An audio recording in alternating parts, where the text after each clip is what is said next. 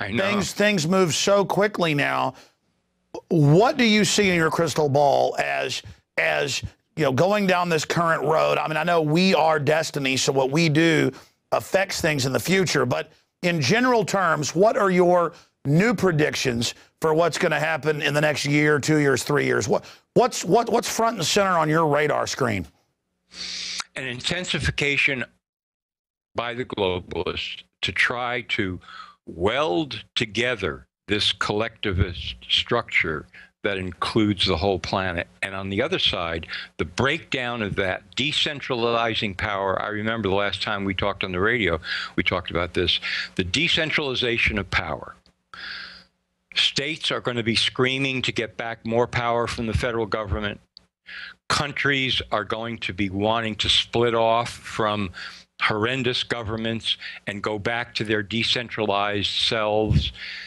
You're going to see new models of ways of doing business that don't involve being mega corporations and so on and so forth. You're going to see some corporations begin to split off into smaller units that have more autonomous control, because the whole deal of gigantism, which is loaded at the top with all kinds of supernumeraries who really just, sit in their ivory towers and spin these incredible, unworkable scenarios, is collapsing all around us. And you're going to see more and more evidence of decentralization all over the place in many areas of human life, not just the ones that I've mentioned. So you're going to see these two trends. You're going to see, which means, of course, that we're going to have some kind of an incident, some kind of event, some kind of manufactured crisis, which is always an attempt to pull the collectivism back together, to exert more power, terrify more people, and so on. But it's not going to work. It is not going to work. There's going to be more and more decentralization coming up right on the horizon. Well said. Wow, I wish I could say it that good. And the empire is going to strike back. And we see them pre-hyping terror attacks. They're now branding away from al-Qaeda, who they're using to attack Syria and Iran and Libya and other countries. And now al-Qaeda's good, according to them. And then they're moving over here to domestic groups, libertarians, conservatives, those evil Ron Paul people, why they're about to attack. And so I really see false flag as their central crises. They could use a flu release. I mean, all of that. But they're still, like you said, using a 20, 30, 40-year-old game when they had media superiority. Everybody knows about inside job or false flag. I mean, within 3 days of the underwear bombing 2 Christmases ago, my listener, Kurt Haskell, was saying, I saw the government get him on the plane. He comes on my show, talks about it. The media says that's ridiculous, but a month and a half later before Congress, the Undersecretary of State says, yeah, we were ordered to give him a visa and by a U.S. intelligence agency and get him on the plane. So, I mean, they've got to know that when they do things in the future, there are people that now know about the conspiracy. On the inside, they're going to be blowing the whistle. Yeah, and you've been leading the charge in that respect, because people are coming out of the woodwork to talk to you because they know all of a sudden I've got access to millions of people. Why should they be hammering on the door of the New York Times to get in? Like at the end of 3 Days of the Condor, when Robert Redford is saying, they're going to publish, I'm blowing the whistle. And Cliff Robertson says, are you sure? Are you sure they're going to publish it? And that's where the movie ends. Well, now those people who want to come out of the woodwork and blow the whistle, they're sure. They're sure they're going to get instant access to millions of people by coming on your show. They know that. So why should they go to the New York Times? Why should they spend 5 years, trying to get the word out on something when it can be done in a matter of hours or minutes? So this is cutting down, the primacy of the insiders who have less and less power over these whistleblowers, people who actually have the truth to tell. This is also happening more and more and more, and it's a fantastically great thing. Well, expanding on that, they could go to you and do it and reach millions of people. I mean, your blog and site gets hundreds of thousands of views a week or more. You go on shows with 15, 16 million listeners. I hear you all the time. And there's not just Alex Jones or Jon Rappoport. Again, there's all these prominent people, and there's new journalists coming up. And I can't tell you how many The guy over at USA Watchdog, just a few years ago, he left CNN, ABC News, Nightline, and started his own thing. He's being successful. He's covering real issues. That's what the system ought to really be scared of, is that a lot of their big investigative reporters are kind of following what you did 16 years ago or whatever. They're exiting as well. And so there's almost a brain drain from the dinosaur media. As the ship goes down, a lot of people are saying, I'm not going down with this. You're absolutely right. I've seen it happening, as you have over the last 15 years. Somebody pops up out of nowhere, and all of a sudden, millions of hits on their site, and they're exposing all kinds of things. This, to me, is yet another example of decentralization.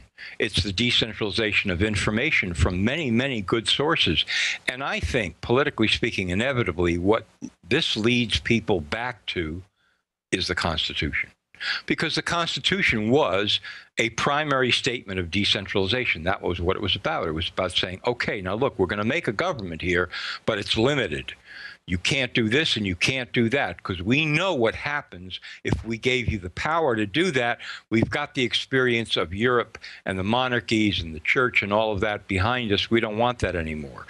So as more and more people decentralize, I don't care what they say they are politically, my belief is they get closer and closer to going back to the basic fundamental constitutional principles of the republic, which is you're free as long as you don't interfere with anybody else's freedom. That's the way we're operating. And that's the revelation that more and more people are experiencing as this egg of informational brainwashing cracks in so many places, and the truth comes out, and people see so many centers of corruption and conspiracy. They say, wait a minute, we can't sustain a society like this. We have to get back to something else. What is it we want to get back to? And they find their way back to this idea. I want to be free. I don't want to interfere with anybody else's freedom, and I don't want them to interfere with mine. I think we can run things on that basis. Exactly. And that's why the system's so scared of Ron Paul and has clearly cheated him in the election. I want to get your take on that. But John, you talk about decentralization. Here's another example.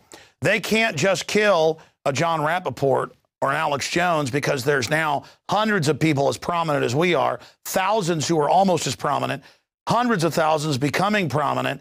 I mean, the decentralization is just beginning. That's got to scare the system. But that's why I bring up Andrew Breitbart. I have talked to Eric Muller, syndicated radio host, 3-4 months ago. I even forgot to make this point till he was on my show today and said, Alex, don't you remember? He has a new show coming out on a big cable network. I'll leave it at that. He said, I want Andrew Breitbart, who's already signed on, to be a co-host, and I want you. And I said, well, there's no way that network's going to have me, so don't even entertain it. And he's still fighting for me to be on the show, even though I've told him it's not going to happen, even if he frankly offer it to me. But the point is, he said, yeah, Breitbart's got this incredible bombshell coming out that's going to destroy Obama. This is like 3 months ago, but he won't tell me, and I told him they're going to kill you. Now, I remember this phone call today while he's telling me about it on air. I had him on about Breitbart because I knew they were friends, and this is one more of those phone calls. And even though Eric Mancow Muller's a real guy, I'm still hear lots of stuff about I'm going to have a TV show or whatever, on the dying dinosaur media. Though that dying dinosaur is still the healthiest and the biggest of them all. He didn't want me to say which one, as if it's not obvious, where he's already had a show before. And he's telling me all this, and then you've got now Breitbart, the site has released a thing that we've confirmed was already in a Frontline thing years ago, some milquetoast deal with Obama in college, talking about a professor who knew some radicals. What I'd heard from Mancow and others behind the scenes was this was Obama at communist meetings. This was Obama talking about overthrowing America. And I predicted he was going to release that footage March 1st. He dies in the early morning hours of March 1st after 2 glasses of wine at the local bar he went to almost every night when he was in town, right by his house. 2 glasses with friends and people sitting at the table. He'd talk to anybody. He goes out, he drops dead, and I said, okay, they announced it was natural causes without a coroner report. That's always a big sign in 2 hours. Right. No, I'm ranting, but just the background for new viewers. Then he was going to release all this March 1st that day. He was going to go after Obama. It's just too obvious. And then I forget, whoa, he was going to have a TV show as well. I mean, I think this is a shot across the bow. My guts, everything tells me that this is very suspicious. But the fact that he told Mancow, Eric Muller, I've got stuff that will destroy Obama. And he's like, what is it? And he goes, it's so bad, he's going to be gone. He goes, well, who's going to be, Romney or Paul? That doesn't even matter. When I release this, he's gone. Now today they released this super boring video. Yeah. I smell a big, giant, stinking rat. I think they got pressured, and I think they've released crap. I can't imagine that what Breitbart was talking about releasing was this stuff that I just saw a part of here before we went on the air. I mean, he's not that kind of a guy where he would say, look, I've got something that's an absolute blockbuster here, and then it turns out to be dishwater. That's not him. The thing that I think made them so afraid of him was that he was the jokester. You know, no, he would pull stunts, as we all know. He would send people in to videotape other people. He had a sense of the fluidity of media the way it is now, and how quickly you could get information out there if you could get it on tape. And as his imagination began to work, and I remember the last time we talked on radio, we talked about this too. Here we are. Use your imagination. There are millions of ways of getting this information out and showing the truth, and at the same time illustrating what fools and buffoons in many ways we're dealing with here. And that's the touch that this guy had, because he had fun. He enjoyed it. He loved, you know, the competition and winning, and he was willing to go out on a limb and do it all and tape himself doing it and taping other people. And believe me, there's other people coming up the line like that. I've seen some of their stuff. They send me links to their videos. I don't even know who they are. But they're getting on that bandwagon of, boy, we got a camera and we can go places and we can find the truth. This is not going to stop. Example, I gave cameras to a family that was down and out, and a little bit of other help, who were homeless 3 years ago on the streets. Now they've gotten jobs, back on their feet, and they've shot videos at least 6 or 7 times that I've seen that become big regional or national stories. The one last weekend was at the Kite Festival. I couldn't go to it. Biggest in the country, Austin every year. They had the Army out there searching people at Zilker Park, which, by the way, has no walls around it. It's a giant park in the middle of Austin with, you know, hundreds of entrances. I mean, well, it's not even entrances. You can park on any road and walk in. There is no entrance. You know, it's just a giant green area by the river. They had the Army out there acclimating everybody. So I don't have to go 100 miles or 1,000 miles to see an urban warfare drill. They have the Army out here groping people. But my point is, they shot video, and it's there. So how does, well, we've seen the system try to arrest people for videotaping police in public, but now that's being thrown out in court. I mean, the system really is losing whenever we stand up to them. Yeah, absolutely losing. There's no way that they can stop it. I mean, it's a flood. Yeah, that's a great story. You give people cameras and you tell them to go out there and find out what's happening, see? And this is going to happen more and more. Another prediction. I mean, it's going to happen in places where we think the issue is one thing and it turns out to be something else. We're going to have people in inner cities with video cameras where we think, okay, well, this is the way inner cities operate, and here's the crime situation, here's what's really going on. Yeah, okay, but now if you were living there and you had video cameras and you could go around and actually catch some of this stuff on video, corrupt politicians, money that's coming down from the feds being stolen, diverted, programs that are stopped by people, people who are just stealing money outright, drug deals, whatever, the whole 9 yards. A day-to-day documentary of real life in the inner city by 10 people that have video cameras. And this stuff goes up on YouTube. The whole nature of news of that kind is revolutionized overnight, baby. It's not the same anymore. People have a new idea in their heads. They're not looking through their mind control lenses at what the media is presenting them. This is going to happen everywhere, all over the place, in every walk of life. It's going to happen inside corporations. You're going to have people sneaking cameras into corporate boardrooms and meetings that are supposed to be secret.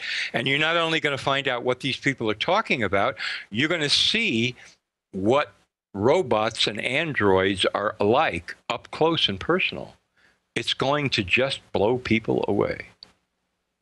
Well, Jon,